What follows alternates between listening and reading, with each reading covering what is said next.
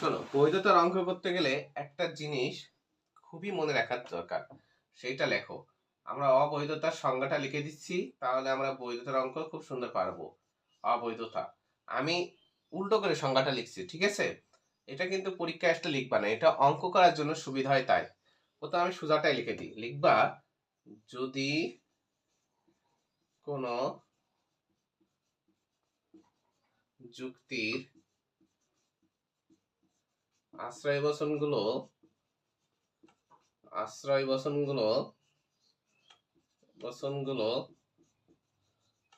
সত্য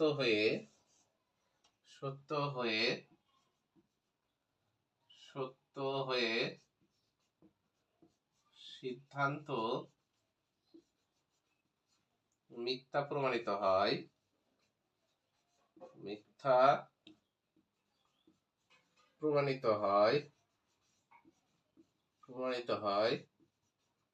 তাহলে সে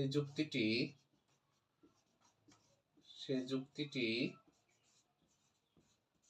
অবৈধ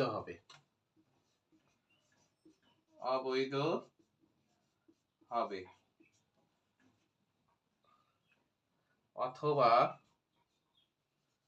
অথবা যদি কোনো যুক্তির সিদ্ধান্ত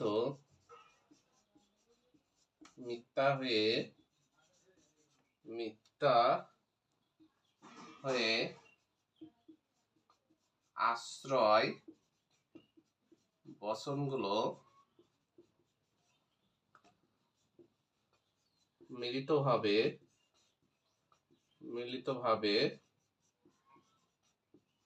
সত্য প্রমাণিত হয় তাহলে সেই যুক্তিটি বা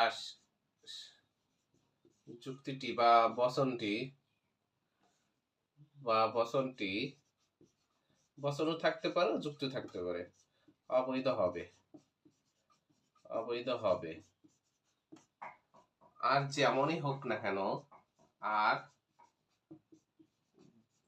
যেমন ভাবে প্রমাণ হোক, সব বৈধ হবে।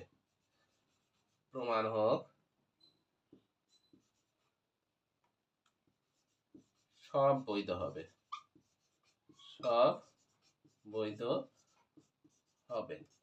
আমি একটু বুঝাই দিচ্ছি তোমাদের, তাহলে বুঝতে সুবিধা হবে। মনে করো আমরা লিখলাম, একটা যুক্তি করলাম একম আশ্রয় বচন, তারপরে আমরা লিখলাম দ্বিতীয় আশ্রয় বচন, তারপরে আমরা লিখলাম সিদ্ধান্তের আগে সর্বদা অতএব থাকবে। এখন এই সিদ্ধান্ত মিথ্যা হয়ে আশ্রয় বচন দুটো সত্য এমন হয়েছে, তার মানে এটা দেখো, প্রথম আশ্রয় বচন সত্য, দ্বিতীয় আশ্রয় বচন সত্য, সিদ্ধান্ত মিথ্যা। যদি কোনো যুক্তির এমন থাকে যে প্রথম আশ্রয় বচন, দ্বিতীয় আশ্রয় বচন এবং সিদ্ধান্ত, তাহলে সেটা হবে অবৈধ। কিন্তু যদি এমন থাকে, মনে করো টি টি টি,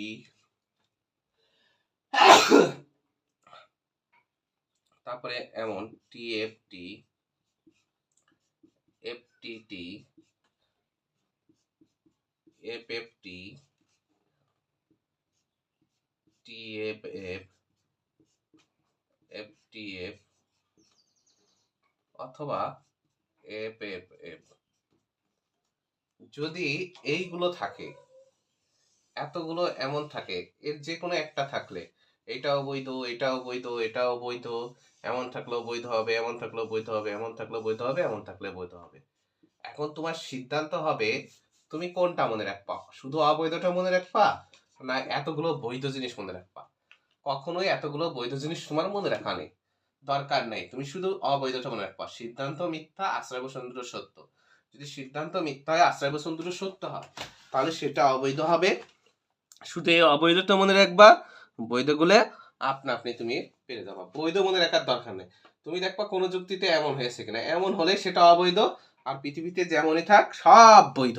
তাহলে এই যে সংজ্ঞাটা লিখে দিয়েছি, এটা সুন্দর করে মুখস্থ করবা, তাহলে এই যে সত্য সারণী যত অঙ্ক আছে বৈধতা অবৈধতা খুব সুন্দর করে পারবা। এটা কিন্তু পরীক্ষায় খাতায় লেখার জন্য না, শুধু অঙ্ক করার জন্য আমি এমন শর্টকাট ভাবে সংজ্ঞাটা তৈরি করেছি, ঠিক আছে? সুতরাং পরীক্ষায় আসলে অবৈধতার সংজ্ঞা কাকে বলে এখান থেকে লিখবা না। এটা তখন কোন জায়গা থেকে লিখবা, আমি যে লেকচার শিট দিয়েছি, আমি যে আমার পিডিএফ ফাইল দিয়েছি, সেই শিট থেকে তোমরা তখন লিখবা। আশা করি সবাই কথা বুঝতে পেরেছো। আগামীকাল আমি নতুন অঙ্ক শিখাবো, সংক্ষিপ্ত সত্য সারণীর সাহায্যে যুক্তির বৈধতা প্রমাণ করো বা অবৈধতা প্রমাণ করো। তাই সংক্ষিপ্ত সত্য সারণী কি, সংক্ষিপ্ত সত্য সারণী গঠন কৌশল বর্ণনা করো, এই প্রশ্নটা তোমরা সবাই সুন্দর করে মুখস্থ করবা। যদি প্রশ্নটা মুখস্থ করতে পারো তাহলে আগামীকালকের অঙ্ক তোমাদের জন্য 1-2 ব্যাপার হয়ে যাবে। সবাই তাহলে ভালো থেকো, সুস্থ থেকো, ধন্যবাদ।